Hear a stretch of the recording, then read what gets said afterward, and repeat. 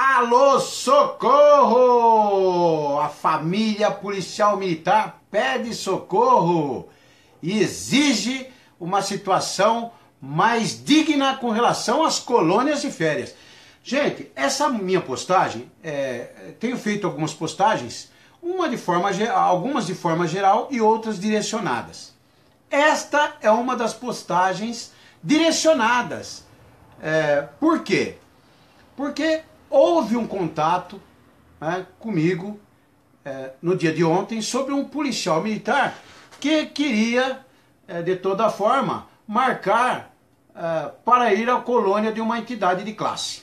Então veja bem, eu conheço bem essa situação e eu presenciei, eu tive algumas experiências e eu vou passar aqui para vocês a real, saiba a real.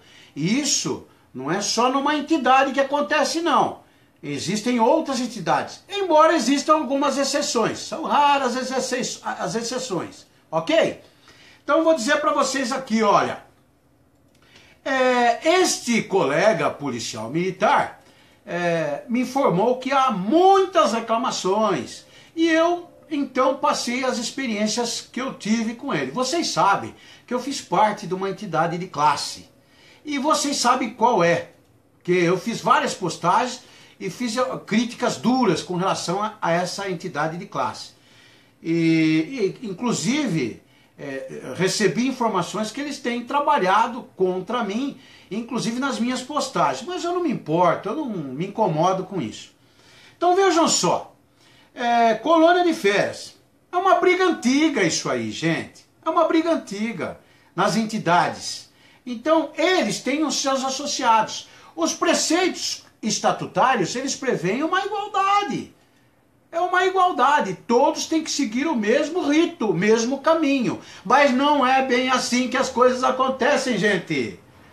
Existem os favorecidos, sim. Aqueles que não comparecem em assembleia, aqueles que não pegam senha, aqueles que são os caras que estão sempre nas assembleias gerais, que vão decidir coisas importantes, ações, situações financeiras, né? Eles são os favorecidos. Ou vocês acham que eles estão presentes em todas as assembleias apoiando a situação à toa? Ah, não. Eles têm motivo para estarem apoiando a situação em todos os momentos, em todas as assembleias. Por quê? Nesses momentos eles são, de certa forma, favorecidos. Então eles eles não vão no sorteio, né? Não seguem as mesmas regras, e se saem bem sempre. Podem ver que eles vão estar lá. Se você tiver um amigo que tem certa influência, tem certo contato, vão estar lá. Muitos, quando eu estava lá, vinham falar comigo, até amigos, eles vinham falar comigo. Ô, Cesário, como é que faz? É sempre assim, a abordagem. Cesário, como é que faz para ir naquela colônia de férias? Meu amigo, como faz? Eu vou explicar para você. E era isso que eu fazia, brincando também. Ele vinha na brincadeira, eu respondia na brincadeira, mas de maneira séria. Porque às vezes é brincando que se fala coisa séria. E eu respondia para ele, é muito simples, meu amigo. Você vai lá na assembleia, pega a sua senha e fique no sorteio. Se você for sorteado, você vai com a sua família para a colônia, meu irmão. É isso aí. Só que, quando não dava certo com o Cesário, ele procurava uma outra influência. E aí ele acabava se dando bem. Conclusão, Cesário queimado por cumprir com a obrigação. Cesário queimado por cumprir com os preceitos estatutários. Então, o Cesário se tornava a peça ruim do processo. O bom era aquele que facilitava, né? O bom era aquele que se deixava influenciar, né? Então, infelizmente, é assim que está o Brasil. Mas aqui não, violão.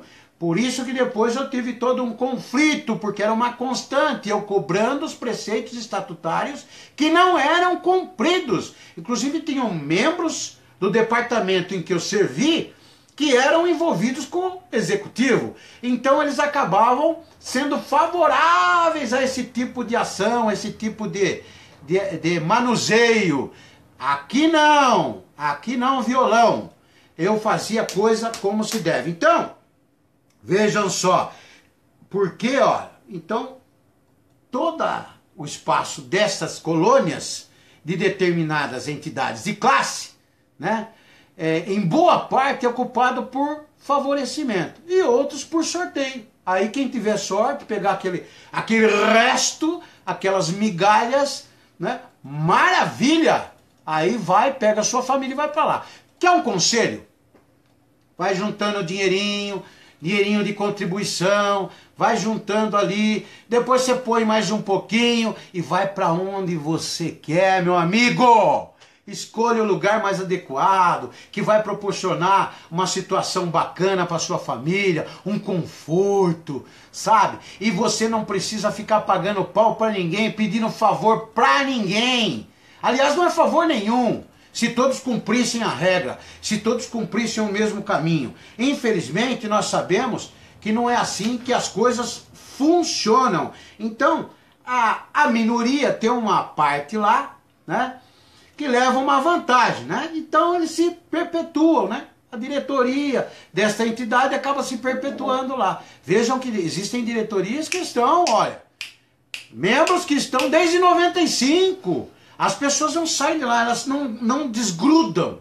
Por quê? Porque elas favorecem aquela parte e quando ocorrem as assembleias gerais, que vão decidir coisas importantes, como uma mudança, por exemplo, de diretoria, uma eleição, etc e tal, quem que aparece lá? Só 5 a 10% de todos os associados. Porque o pessoal não perde tempo para ir lá, o pessoal não quer saber. Aí 5 a 10% é que comparece na Assembleia e decidem sempre a favor da situação, porque eles são favorecidos em todas as circunstâncias. Então vejam como funcionam esses processos, né? Em quase todas as colônias, existem algumas exceções. Eu não quero citar nomes, porque como existem várias, e eu estou falando aqui de uma situação desagradável, né? Então eu não quero citar nomes, mas tenham a certeza, o esperto, o chamado esperto, aquele que se julga o mais inteligente, o mais influente, o bambambam, este vai ter a sua oportunidade garantida. Agora aquele que está no dia a dia, na correria, que também recolhe a sua contribuição todos os meses, que vai lá na Assembleia, pega a sua senha, que participa do sorteio, na maioria das vezes, infelizmente, ele vai ter a sua vez cerceada por um favorecido. Infelizmente, é assim que as coisas funcionam em boa parte destas entidades e suas colônias. Ok? Né? Eu presido uma entidade que ela não tem fins lucrativos, nunca tirou um centavo do bolso do policial militar, mas também não tem colônia também, viu? Não tem colônia, viu? Não tem clientelismo, não tem nada disso. É só representatividade de classe que eu me propus a fazer em decorrência, em detrimento de conviver 1 ano e 8 meses nessa entidade e ver que lá não se praticava o seu dever de ofício, que é a representatividade de classe de forma corajosa, né?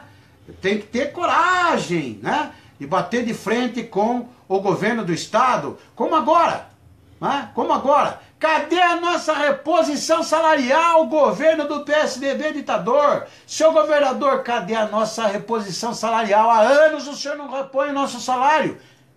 Cadê? Estou esperando, estamos esperando. Esperamos sentado porque de pé cansa. Beijo, gente. Um abraço.